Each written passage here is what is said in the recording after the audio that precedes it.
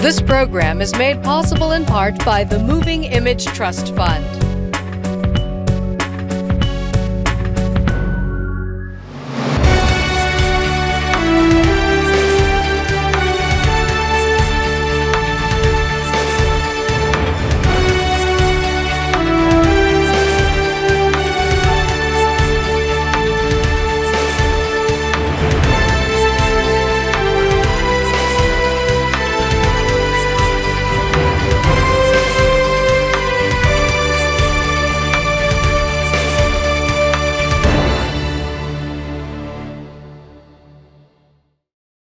Hello again, everyone. Thanks very much for joining us. Every native son or daughter surely believes his or her state is singular, unique. Joe David Rice is no exception. Recently retired after decades with the Arkansas Department of Parks and Recreation, Joe David Rice has recorded 240 pages of that natural state singularity, and the Butler Center has published it as Arkansas Backstories, Quirks, Characters, and Curiosities. Joe David Rice, congratulations. Thank you, sir. Good to see you again. Well, yeah, an old pal. We should point out this is volume 1. You got another one coming. Volume 2 is on the way. Yes, sir. We've got people, places, and things in Arkansas Backstory, a real potpourri. Whatever caught, fair to say, whatever caught your eye, whatever you found intriguing. That's right. One of my favorite authors is a guy named Peter Mayle, who was an English novelist. And one book that he did was nonfiction, was called Provence A to Z, and I was just enchanted by that. And I spent hours leafing through it, and I said, somebody should do that for Arkansas. And I said, who better than me? Yeah, Toujours Pine Bluff. Maybe. But anyway, what do these stories have? One of these anecdotes, these vignettes, they have any one thing in common, save Arkansas, other than Arkansas? Probably that they're the lesser known aspects of the state. And we've all been, indoctrinated over the years about Orville Faubus and Douglas MacArthur and Sam Walton and Bill Clinton and Central High and Native Americans. Well, these stories in this book and this subsequent volume are the lesser known parts of Arkansas that help make the fabric of the state. But there's still quite a bit of well-known Arkansans. Well, not necessarily Arkansas. There's Elvis in here. Yes. There's Helen Gurley Brown of Cosmo in there. Yes. But people probably don't realize that in 1955, Elvis performed about 25 times in Arkansas. And when he was in El Dorado, he actually got booed off the stage because I think the local rednecks and roughnecks were jealous of the fact that the young women were so attracted to him and not them. Yeah, I have the same problem myself. All right. Okay, but anyway, it's part travelogue, it's part just plain history. Well, and there's some geology in there, some sociology, history, just anecdotes. For instance, most of us don't realize we actually have glaciers in Arkansas, but you go over to West Arkansas and there's some enormous rock glaciers that are just sliding down those valleys like the icy glaciers up north. Yeah, could you have done this book? Could you have compiled this book, written it, had you not been with Parks and Rec, all those? No, because I probably Tourism. was one of the most traveled public employees back in those days, and everywhere you go you see something different, something new, and people would share stories with you. And so I compiled that stuff over the years and then just sort of had the good memory bank to pull it out later on. Did you find yourself taking notes? I mean, other than just, wow, that's a great vista, what a stunning creek, what an arresting river. I took notes, I took photos. This is at Gaither Mountain up in Boone County, the cover there. And then I was over in East Arkansas and saw where a guy named George Barry Washington had a monument built in the field after he died that Carol Clore commemorated in a great painting. And those things just sort of stuck with me. Oh. And you thought at one point, okay, now I got to get this down. I got to write. Yeah, and I spent, like you say, 30 years collecting the information. And then one big challenge, Steve, was trying to whittle it down into a manageable number of topics. I had over 300 to start with, and some went by the wayside. For instance, I'd read that Joseph P. Kennedy had ties to hot springs, and that really caught my attention. And I was unable to find any documentation about that. In fact, I contacted the biographer of Mr. Kennedy, and he said that he'd studied all the files about Kennedy, and he could guarantee there was no truth to that. And tend to be a smart aleck at sometimes, and I started to ask him, well, do you really think he would have kept files about illegal activities in Hot Springs? But I opted not to do that. So yeah. Kennedy went by the wayside. I'd also seen that Edgar Allan Poe had resided in Ouachita County working for the Camden newspaper. And I contacted the people in Baltimore, Poe's hometown, and they had a very thorough chronology of his life, and they said it was very unlikely that Poe ever got to Arkansas. You challenged that, or just, I just had to let that one go because I couldn't find any substantial proof that Poe actually lived here. Yeah. On the other hand, I think Lincoln spent quite a bit of time in Arkansas as a lad. You know, we remember from our days in high school reading about Lincoln going down the Mississippi River in the flatboats to New Orleans, where he had that experience that transformed his life. Well, it looks like he spent maybe a few weeks to up to 2 months in a town called Greenock, which is just north of present-day West Memphis, working for a plantation owner named Ferguson.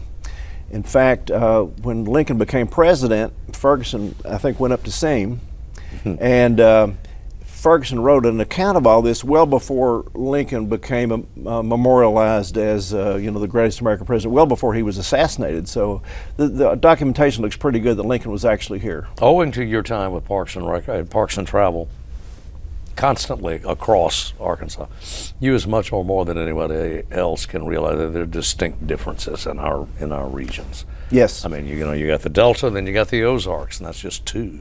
And the accents are different. The phrasing is different.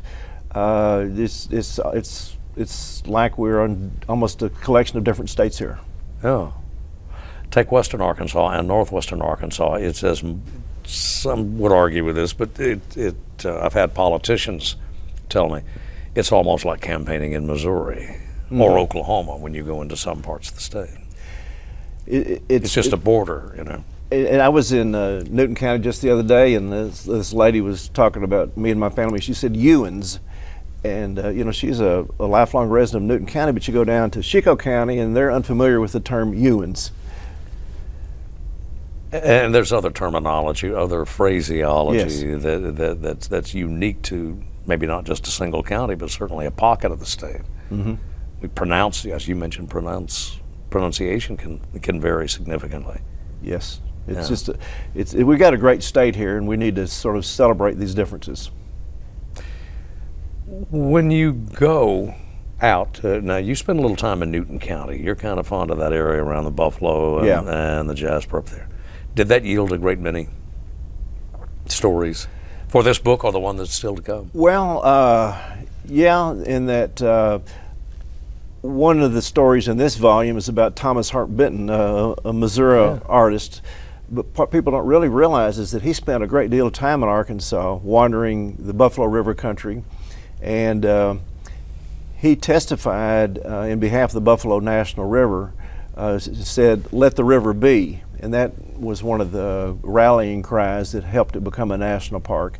In fact, on the night that he died in Kansas City, he had some friends over that had traveled to Arkansas with him previously on Buffalo River trips, and they were planning his next visit to the Buffalo that evening. Yeah. Traveling as you do you fear that we're in danger of losing? I mean, thank heavens you did this, and that other scholars and researchers have published as well. But do you think we are in danger of losing some of our culture, our character, our anecdotes that kind of tell us who we are and how we got here? You and I were talking earlier about the impact of social media. I think that's certainly not helping because it's sort of making everything the same. But yeah, there's a chapter in here on barns, and it's hard to go find the old wooden barns that I remember growing up in. When I'd visit my parents in Clay County, they had a great barn that we would gather eggs and mess around. Play. Yeah, barns are about gone. Swinging bridges are about gone.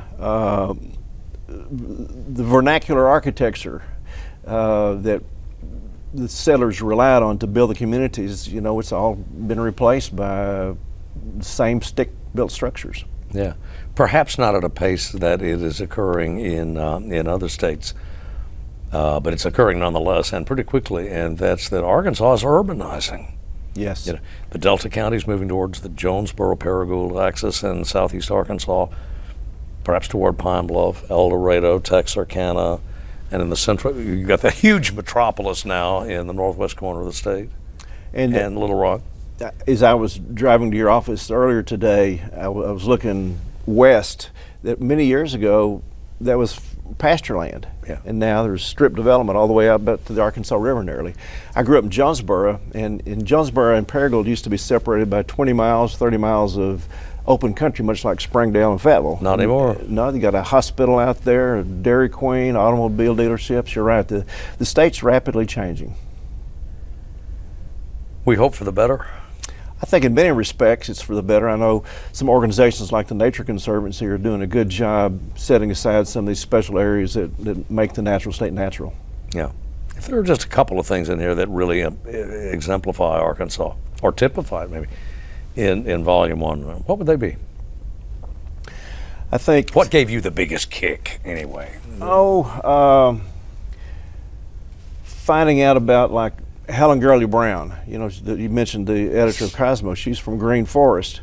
Very sophisticated lady. I found out that her husband was a big fan of Mountain Valley water, but she was a notorious cheapskate. And so she would keep a plastic jug in the refrigerator because that was his favorite water, but instead of buying a new one, she would refill it time and again, and when the label got worn out, she would toss it away. And she found out, well, she bragged on this to a dinner party, and it broke his heart, and she said it was almost as bad as if she told him that she had another lover. But she's buried in Osage, Arkansas, across the field from a cow pasture, which is very unlike what you'd expect Helen Gurley's Brown monument to be. And certainly her husband, who was a legendary theatrical producer, film and theatrical producer. He's buried next to her, and on his gravesite there is an etching of the Academy Award that he won. Yeah. So it's just a lot of little things. For instance, we have 8 units of the National Park System in Arkansas. Places like Little Rock Central High, Pea Ridge, Arkansas Post, Buffalo River Hot Springs and all. We nearly had a 9th one down in southwest Arkansas. Back in the 20s, there was a movement to create a Ouachita National Park, which would have been 255 square miles of park, 50 times bigger than, say, Pettigene right now, bigger than the combined acreage of the Buffalo River and the entire Arkansas State Park System of 2019. And it passed the House, it passed the Senate, and on his last day in office, Calvin Coolidge vetoed it. And the Park Service was against it, saying that it wasn't up to national park standards. Yet just a few years later, they did Smoky Mountain National Park and others in the east. But at the time, there were no parks in the east. So we could have had a fabulous national park, probably a big lodge over around Glenwood and Mena, but didn't happen. Well, these, whether they're state or federal, these set-asides, state parks, national parks, wildlife refuges, where would we be without them? Not just Arkansas, but across the country. I mean, you have an appreciation of them. And I think they happened during the Roosevelt administration, Teddy Roosevelt, the national parks. And I've read that many people think this is the greatest idea that America has given to the world, to set aside national parks. And many countries across the globe have adopted that philosophy since. And I mean, can you imagine if we didn't have the Grand Canyons or Yellowstones or Yosemites or Crater Lakes? It would be a travesty. Well, Buffalo, too. I mean, the Buffalo, the Ouachitas. And then the Pettigenes, Crawley Ridges, Mount Nebos. And I think a lot of people don't realize that the initials, Arkansas State Park, Pettigene, the locals wanted to make it a national park, and Stephen Mather, who was head of the National Park System, came down at the time and said, you know, this is a very picturesque piece of country, but it's not big enough for a national park. Why don't you make it a state park? And that led to the creation of the Arkansas State Park System. Yeah, we mentioned Elvis earlier in the broadcast, and I think it was last year, was something of a landmark. It was the 50th anniversary, I think, of Elvis's Chaffee haircut. Yeah, I believe it was anyway. There's a picture of that in this book, so yeah, it's hard to believe that was 50 years ago. Yeah. Well, speaking of anniversaries, one of my favorite anecdotes, and you asked about those earlier, concerns a gentleman named Stephen Fuller Austin, Stephen F. Austin. That name probably rings a bell. His dad owned a big lead mine in southeast Missouri, and when Arkansas became a territory, Austin moved down here. He was a land speculator, entrepreneur. In 1819, which is 200 years ago this year, the Congress said, okay, Arkansas, you need to send a territorial representative to Washington, D.C. Austin signed on just a few days before the filing deadline, and just did a very limited amount of campaigning, and he wound up losing that job 58 votes. And my theory is, had he registered earlier, spent more time campaigning, he would have gone to Washington, D.C. as our congressional representative, probably stuck around to be a U.S. senator or a governor. And had that happened, you can make an argument that the Mexican border today might be at Texarkana rather than El Paso. Yeah, and as it happened, you know, he just got mad, I suppose, and went to the Southwest and, you know, ruined his life in Texas. But, you know, he and Sam Houston, who plotted the Texas independence at historic Washington State Park, were both heavily involved in Arkansas before Texas became a state. Yeah, they made a knife there once. Yeah, that's true. In old Washington. Yeah, James Black made the Bowie knife down there. He sure did. Yeah.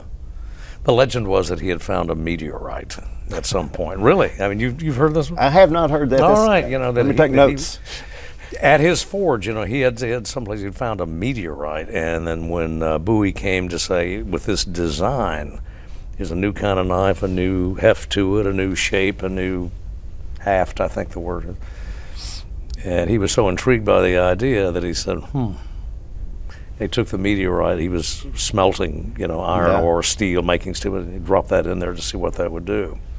So it's truly an otherworldly knife. Well, there you are in Volume 2, you know. And I've got a chapter on meteorites in Volume 2, and in fact, I think about the second largest meteorite to be recovered in the United States fell onto the ground around Paragould.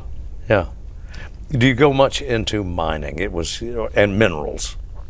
Extraction was a huge part of timber. There's minerals, oil. A chapter in Volume 2 on novaculite, which was used by the Indians as a trading device.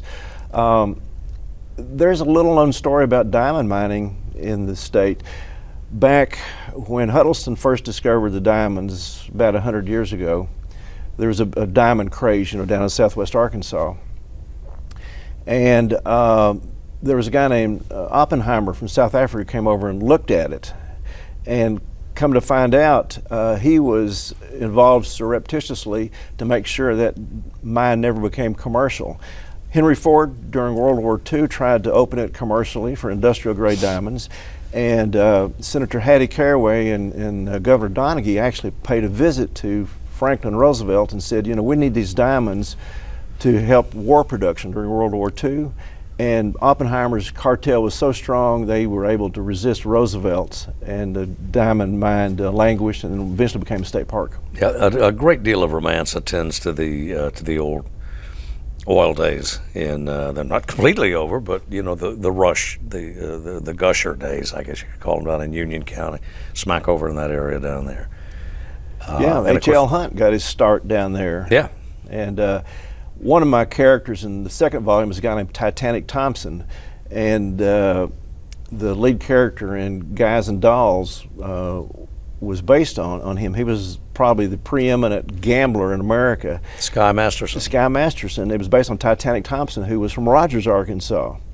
And he didn't suffer many defeats, but he lost a checker match to H.L. Hunt down in El Dorado and had to basically get out of town real quick. Yeah. He lost more than a checker match, right? Yes, he did. Yeah. So those stories just make Arkansas a little bit special, I think.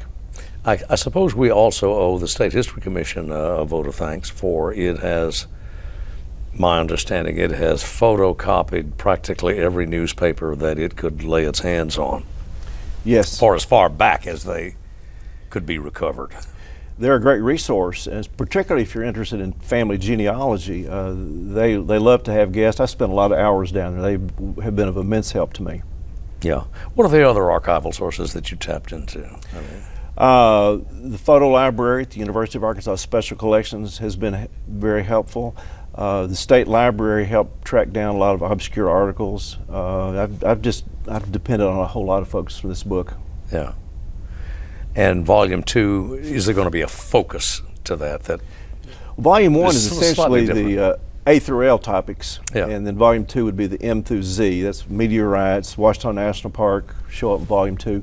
We had a state park called Watson State Park for Negroes back in the 30s, And there was a professor, a president of Arkansas A&M donated some land, and they had big plans to make this a big park. In fact, the Atlanta newspapers talked about it being the first state park for African Americans in the whole country. Oh. And it was adopted by the State Parks Recreation and Travel Commission. And then I'm not sure what happened, but it was like at the advent of World War II, they must have ran out of money. But they were unable to meet the obligations they'd promised the Watson family, so the land went back to the Watsons, even though there were dormitories and ball fields and all kinds of things built there, and it just faded from the history. Yeah, in putting this volumes 1 and 2 together, in assembling them, and did it alter your sense of Arkansas as it changed, or perhaps didn't change? The culture, the politics, the ethos of it's that I realize we have missed some great opportunities over the years. The Ouachita National Park could have been our Smoky Mountain National Park. Had Austin gone on to Congress, that might have shaped the state. Then, of course, there's FedEx. You know, had the Little Rock civic leaders been more responsive to Fred Smith's proposal, we'd have 50,000 FedEx employees in Little Rock rather than having them over in Memphis. Then, on the other hand, Franklin Roosevelt offered Arkansas politicians the chance to develop the Arkansas River Valley electrically. They turned him down, and so he took that over to Tennessee, which became the Tennessee Valley Authority. So had we built all those dams in Arkansas rather than Tennessee, we probably wouldn't have the Buffalo, the Piney, the Mulberry as free-flowing streams. Yeah, it's tied up in litigation and, frankly, the politics of the time. But you spend a lot of time in Newton County. My family did over the years. A lot of Arkansans did. Yeah. So we're talking about the buffalo and the hog farm. Do you have any thoughts on that? Have you? Well, I've talked to quite a few people sort of involved in the periphery. I know that Governor Beebe felt that if he could do one thing different in his administration, he'd make sure that that permit was never given. On the other hand, the people that owned the land and built the hog farm did everything that was required of them. They filled out the forms, they dotted their I's, crossed their T's, and they were just trying to make an honest living. I don't think they ever realized that that karst that's underneath their land could eventually have a detrimental influence on the buffalo. So I think they were not trying to force anything upon the public. But I think there's no getting around the fact that of all the places in Arkansas to place that hog farm, outside Mount Judy was the worst of all. And so I'm hopeful that they'll be able to work out some sort of compromise or at least find some other place to put that hog farm. Yeah, nobody I think it was alleging any, or has alleged any improprieties. It was just a matter of judgment as to where to locate a facility such as that. I do know I have had several friends who have floated the middle lower sections of the buffalo since the hog farm went in, and they say the moss and algae in the river is much more severe than they'd ever seen it, and I think it probably has to do with the nutrients flowing into the water. But again, I'm no hydrologist. Yeah. Well, you've spent a lot of time looking back and assembling this book, or books. Look forward. Where do you see us? You're a native. You're a Clay County native. Grew up in the Delta, Jonesboro, and you've been in the wicked city of Little Rock, for your entire career. So where do you see us headed? I mean, you have a perspective on it after all that time in government, all that time. We've been blessed with good leadership in the governor's suite. Ever since I've been a kid, we've had, forget Faubus. From Faubus on, we've had nothing but good leaders, and I think the state's been very fortunate there. I think there's some opportunities for us to take advantage of some neat resources. For instance, as you know, Johnny Cash was born in Kingsland but grew up in Dice in Mississippi County. But there's not a single place in this country where the national park has a facility that talks about the Great Depression and how it spawned the greatest generation.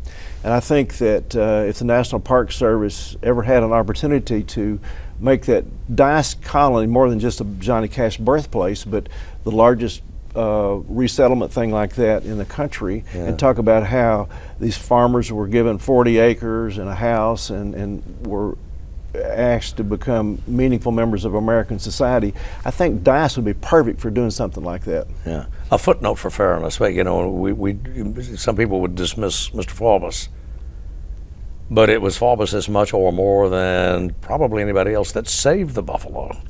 Strange you should mention that. In my chapter on the buffalo, I say that there's three notorious politicians that were heavily involved in that. You had Orville Faubus, who he stood up to the core, and you know, for once he took a position, unlike, well, it took a while.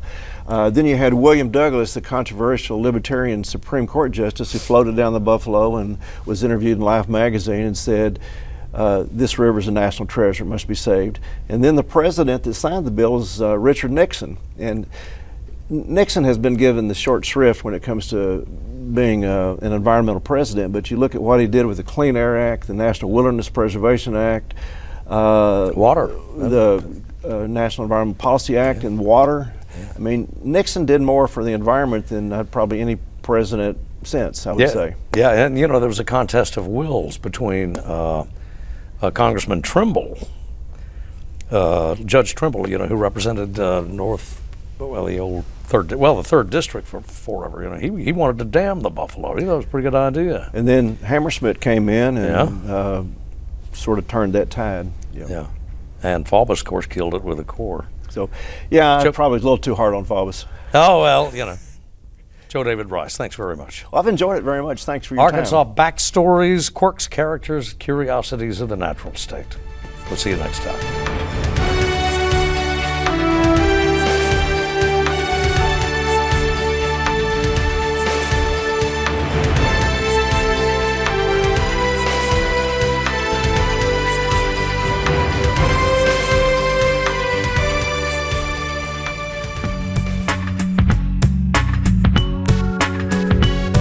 This program is made possible in part by the Moving Image Trust Fund.